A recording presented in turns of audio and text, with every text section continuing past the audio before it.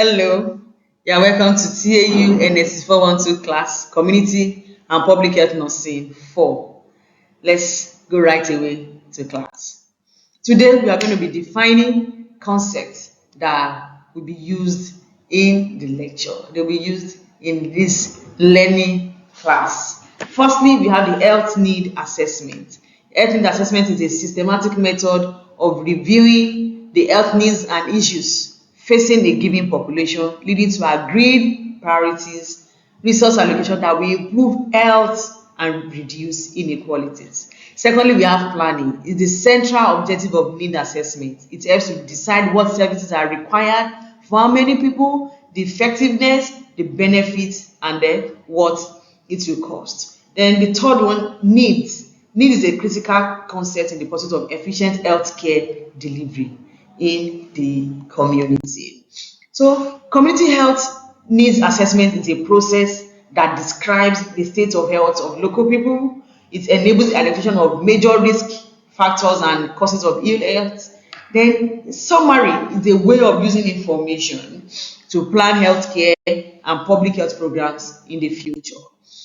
The basic steps, 5 basic steps for community health needs assessment. The first one is the collection of relevant information, decision making.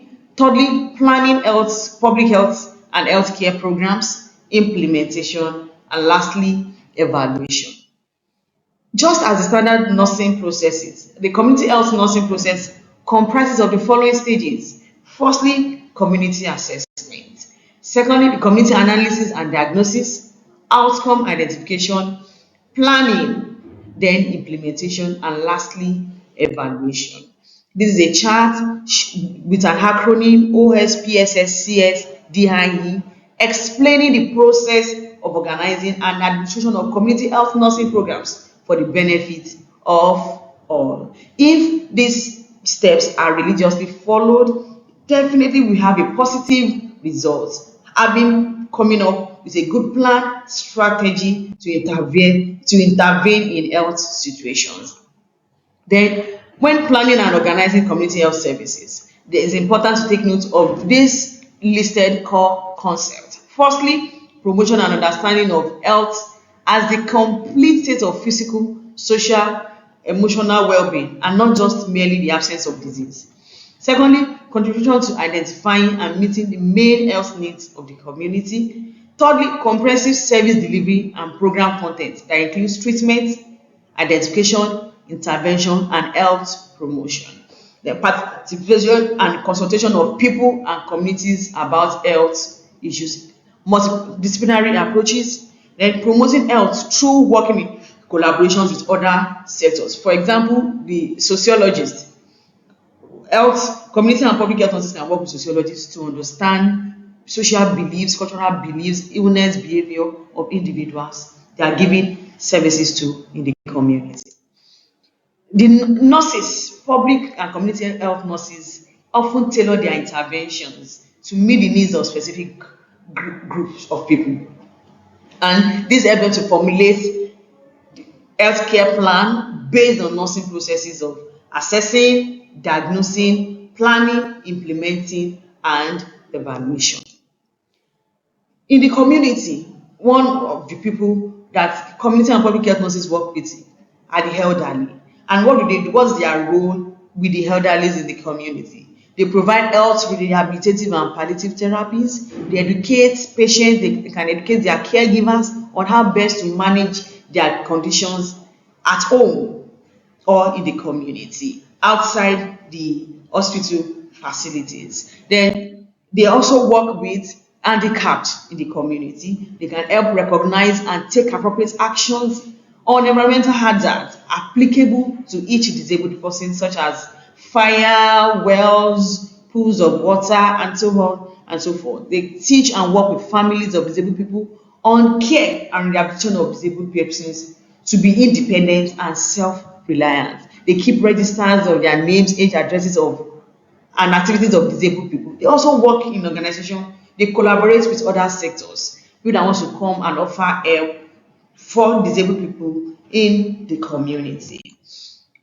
They also provide services to vulnerable people in the community. They monitor their community health status. They identify health hazards. They provide people with education. They educate people and tell them about tools to promote their health, to prevent illness and injury. They can also mobilize community partnership in health delivery service to solve community health problems and many more. Then violence nursing. The World Health Organization describe violence as an intentional use of physical force or power, threatened or actual against oneself, another person, or a group of people in the community. And this will result in either death, injury, psychological harm, deprivation, and so on. So the public health nurses as approach that they use to deal with violence in the community. Firstly, they define and monitor the extent of the problem, they identify the causes of the problem, they formulate and test ways of dealing with the problem. Then they apply those ways widely, they put measures in place to restore peace back to that community. Types of violence. We have self-directed violence, we have violence that is being caused from family or from a partner, and there could be violence from the community. In conclusion, community or public health nursing requires a combination of strategic planning, community involvement, and continuous evaluation to give health care services efficiently. We have come to the end of the class for today. I do hope you found it very educative.